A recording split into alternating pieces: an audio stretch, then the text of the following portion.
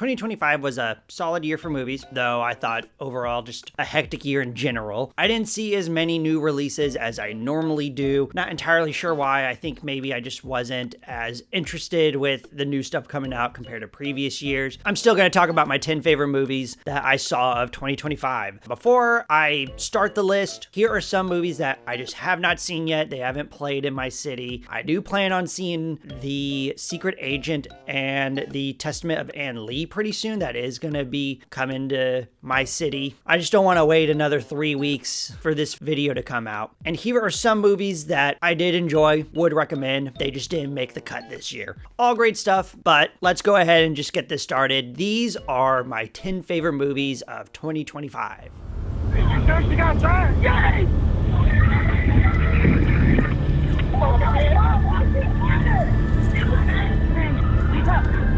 Okay, they're going as fast as they can. Where is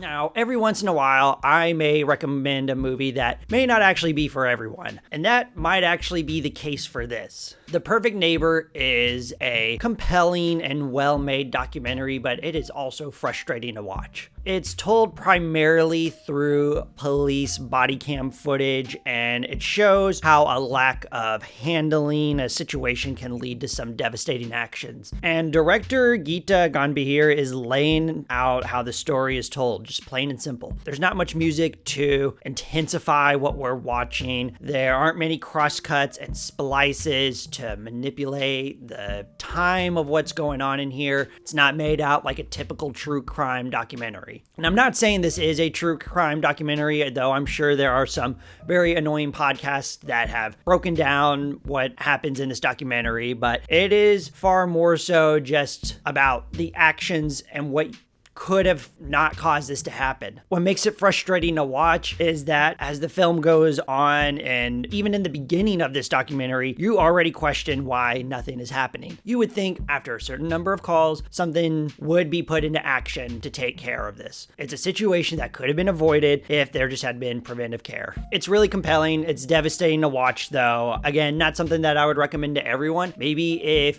you are a mother or if you have children, I don't know if I would recommend this. Maybe it might be a little bit tougher for you. There are some really tough moments to sit through, but I just found it really powerful by the end and completely engaging to watch.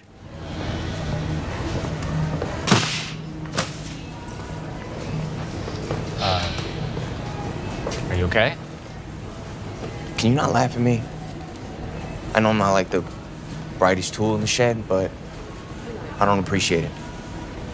Yeah, of course, I'm sorry. You know, if I get something wrong, tell me, because then I can know better. Would now be a good time to point out, I think you meant to say sharpest tool in the shed? This is one of those movies where I didn't really know much about it, was watching it, was having a good time, and then about 15 to 20 minutes in, I was hooked. Twinless tells the story of Roman and Dennis, who meet in a support group about losing their twin sibling, and they form an odd relationship. That's really all I'm going to say about the premise. Going even further into it can possibly ruin the fun. This is a very great Dylan O'Brien performance. It's written, directed, and starring James Sweeney. This is the first time I've ever heard of him, and he is someone I will be keeping on my radar whenever he comes out with his next film. There's plenty of impressive camera work, impressive lighting. I like how it handles themes about grief and loneliness. It's a very natural progression, and how it deepens their relationship makes the story a bit more exciting to watch. It shows how someone in your life can instantly make things better. Just a nice, sweet little indie film that I would recommend. Wait, No. Oh, no. No. Yes, yeah. Gavin! Agnes? Liddy. Oh, you're Liddy. Oh my God. Okay, I'm so sorry. This is The Weekend. Yeah. My mistake. No problem. Gavin is my neighbor. Gavin, you actually live over there. Oh, yes, I live there. Oops. That's okay. Sweet dreams, Gavin. God bless your lost soul, and have a good night. It's nice to meet you, Liddy. Me too. Sorry Baby is the directorial debut of comedian Eva Victor. This film does an incredible job on balancing tone. The film handles some dark moments, and then it can go back to being funny. The way it switches over just feels effortless. It's a mature topic about a student that was sexually assaulted by their teacher. The story is told in little snippets. It's not just one cohesive story. There are plenty of time skips showing how you process this, showing how time will heal. So it never really feels slow, thankfully, because of that. And I think the pacing is just good as well. Victor is great, and seeing their relationship with Naomi Ackie just feels genuine. Even though there are some dark subjects in here, seeing how their characters support each other and comfort each other is just a reason why I will return to this. It's just one of those kind of movies where there's just a lot of really beautiful, touching, and funny moments that I would just want to talk about with anybody. I hope Eva Victor gets to make more stuff. I have no idea if this was just a one-off they wanted to do, if they have other ideas that they want to talk about. I'm just really interested in seeing what they do next, no matter what. In the forest, every least thing's important. It's all threaded together, so you can't tell where one thing ends and another begins if you really look at it. The little insects you can't even see, they play a role as vital as the river. The dead tree is as important as the living one. There must be something for us to learn from that. What if you got nothing left to give? Train Dreams is an adaptation of Dennis Johnson's novella with the same title. Joel Edgerton plays Robert Granier, a logger in the early 20th century who experiences multiple life-changing events in his family and in the world around him. This is something I wish I got to see in a theater. I had to watch it on Netflix, on my TV. This is just a beautiful movie to look at, and I just know it would have been better in a theater. There are some scenes that use cool lighting effects, but a good portion of this movie is just natural lighting.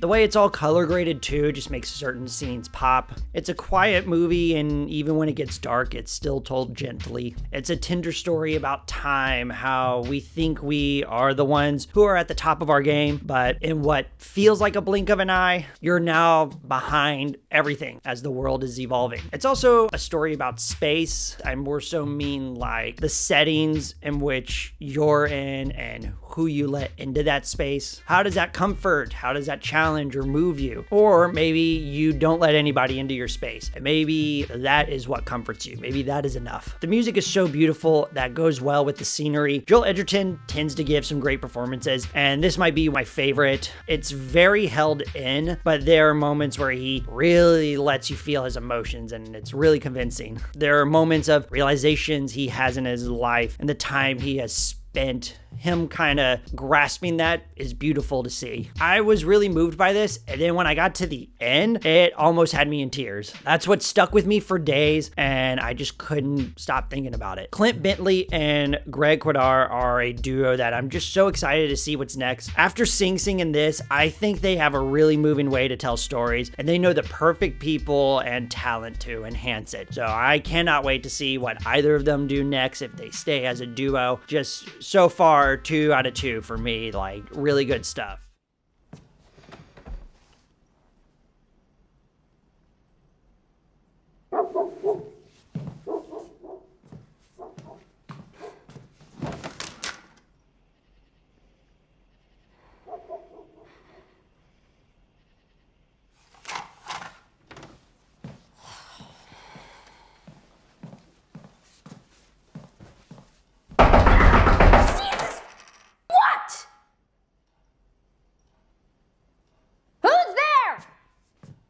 This is one I was curious about revisiting, and I had a great time watching it the first time, but that's because I didn't entirely know what to expect. This time, I was just more invested in Zach Cregger's filmmaking. Weapons feels big because it's telling a bigger story with multiple layers and multiple characters. How they're intertwined with one another pays off as we learn a bit more about each character. The horror parts are fun to watch, and it has some humor that I think at first threw me off, but it's actually like why I would recommend it to some people. The ending was probably the one scene I was looking forward to the most. It pays off really well. I've seen a lot of interpretations about what the movie is. Now, I do think there are still plenty of ideas that you can talk about, and I don't even think I talked about this in my original review, but I just want to bring up how I think Prager seems interested in the idea of fatherhood. Roland's character is grieving that his son is gone. He's able to share that common grief with another father to get his help. Alex seemed to be more connected with his dad than his mom. Even Paul is trying to be a father. I don't know if he'd be a great one or even if he is interested in that, but it just seemed like that was an interesting pattern going on. You can try and dissect it if you want to. I think even on its surface level, it's still really entertaining. If you are looking for something entertaining to watch, get a quick little jump scare, laugh a bit, this is it.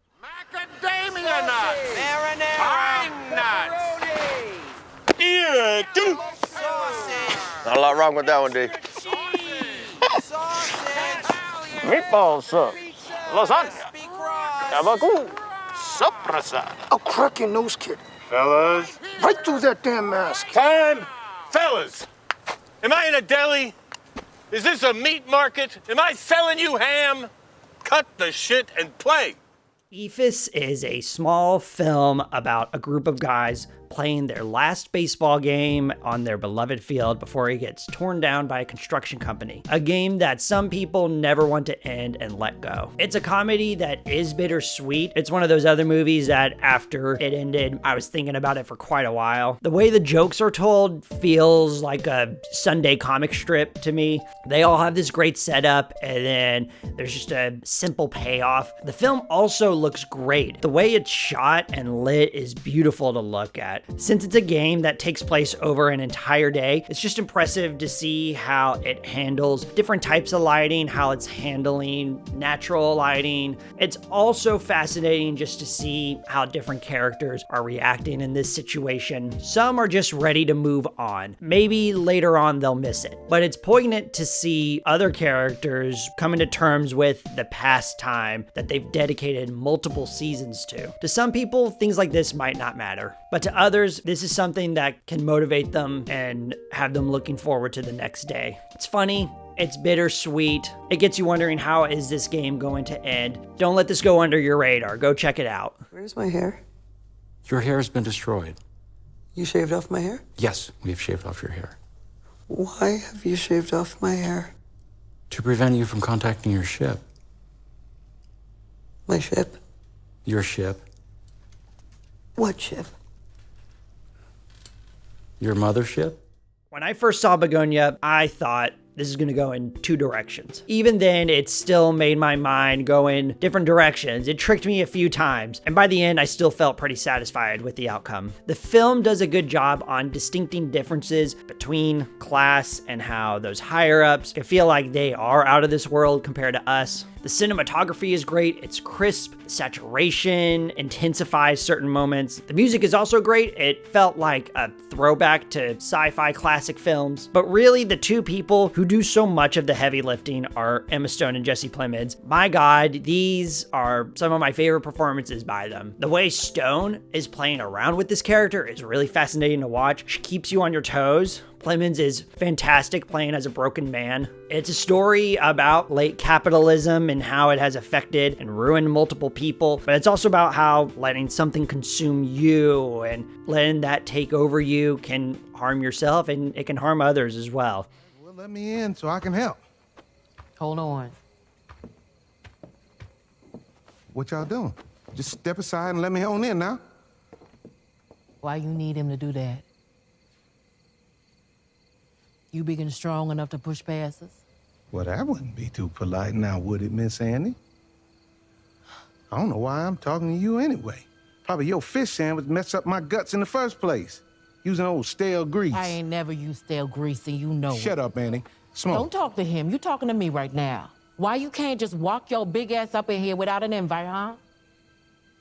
Now, this is one I really wanted to talk about when it first came out, but I was in the process of moving, so I just never got to talk about it. But Sinners rules. First act has a lot of setup that pays off really well by the end. Multiple characters in this ensemble have fully developed arcs that I find touching. The second act is so captivating to watch. It's joyful and literally has the coolest scene of the entire year. You know which scene I'm talking about. Even on a rewatch, I was just still astonished to watch it. Literally, as I was writing my thoughts about this movie, I was getting goosebumps. That's never happened to me before. Third act is full of action and it has a different scope on the ideas about community. But not only are the themes and the characters well written, that music, man, the way Ludwig blends genres is always blissful to hear. And just like a lot of his other works, it completely elevates everything in this movie. Also, the performances are fantastic. Michael B. Jordan deserves all the recognition that he's gotten. Delroy Lindo is always the GOAT. Wunmi Mosaku really needs to be in more work. I've only seen her in small supporting roles, but her character is well written and she fully understands how to play Annie. Jack O'Connell is fun in this. Miles Caton deserves to be in more work. I don't know if he wants to continue acting or stick with doing music, but I thought he was great. What's exciting though is that this is an original IP. Now there are plenty of inspiration from other films, but Ryan Coogler is able to make something original and with a vision that gets people excited and sparks a conversation. I'm pretty sure it's confirmed he is going to do Black Panther 3 next, and I'm sure it will be good. I am more so excited to see what can he do with original ideas.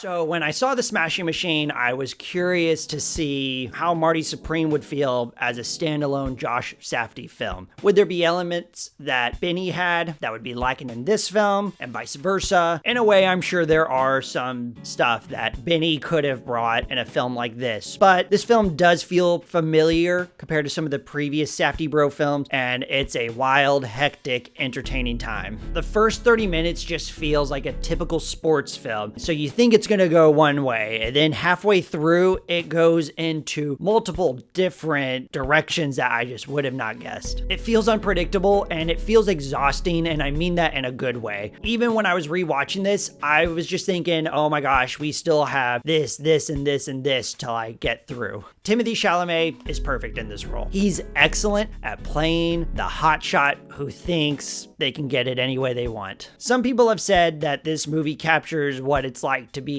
in your 20s. And as someone who turned 30 last year, I wouldn't say that's entirely accurate. It's far more interested in telling the story about the American dream, not letting things get in your way, even lying to yourself and letting it eat you up. Marty is a performer. He will find any way to mythologize his story, his legend. The delusion is there. Low key in a way though, it just feels like this is an idea of how we view Timmy himself. But the movie doesn't really give you much of another side to view him, because this is the only way Marty views himself. You may hate Marty as a character, but he is very captivating to watch. When he finally hits his lows, it's honestly humiliating. Plus the use of an 80s soundtrack in the 50s setting just emphasizes even more of that American dream. It's technically out of place, but it works overall for the themes and the overall story. Another key to both of the Safdie films is that the ensemble is always great. The way they found people who look and feel real just makes the world feel more realized. It can feel like a lot. It's a wild ride. Go see the hype about it. Marty Supreme Schwepp.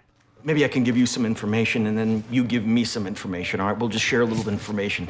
My name is Bob Ferguson. I don't know if you've ever heard of me, all right? I was part of French 75 for years and years, all right? They used to call me Ghetto Pat, Rocket Man, stuff like that.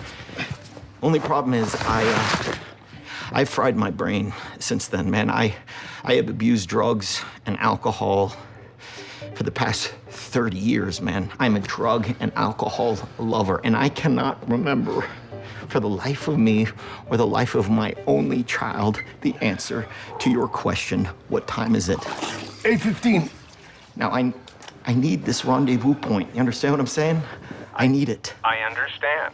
And the question is, what time is it? pretty much since I saw this movie, whenever anybody has asked me, hey, what's something new that I should go see, I have always recommended this one. Its pacing is so fast for me, it never feels like the actual runtime. Something is constantly in motion that makes you feel that frantic rush everyone else is in. Minus Sensei. Sensei somehow feels that rush along with everyone, but he's mellowed out and he's cool as hell. Leo DiCaprio is great in this. Sean Penn is a little too good at playing a character like this. Tiana Taylor is basically carrying the entire movie and the first act. Chase Infinity is someone I hope we get to see more of. The ensemble is used perfectly. It shows how people still put themselves first. It doesn't matter what the cause is that they're fighting for. It's also about how you lead a community. Do you find ways to protect your own? Do you manipulate your power to get what you want? Or do you only care about your system and how everything needs to be done in a specific way? There are so many other themes that this film touches on. It touches on political climate back then, touches on political climate now,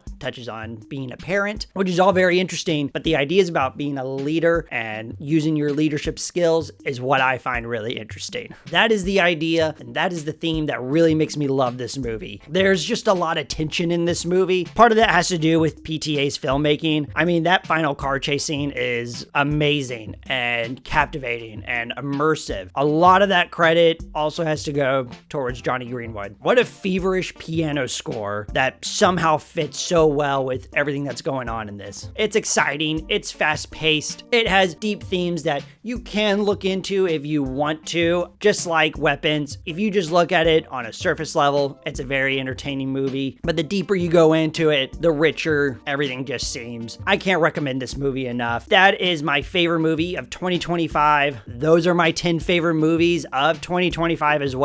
But yeah, that is it, guys. So let's hope 2026 is a better year overall, and I'm excited to talk about more movies. So thank you so much for watching this, especially if you made it this far. I do want to know what your favorite movie of 2025 is, or what your least favorite movie of 2025 is. Let me know down below. Let me know what I should talk about this year. If you liked this, please like, you can comment, you can subscribe, do whatever you want. Make sure you exercise every day, drink your milk, and have a great day.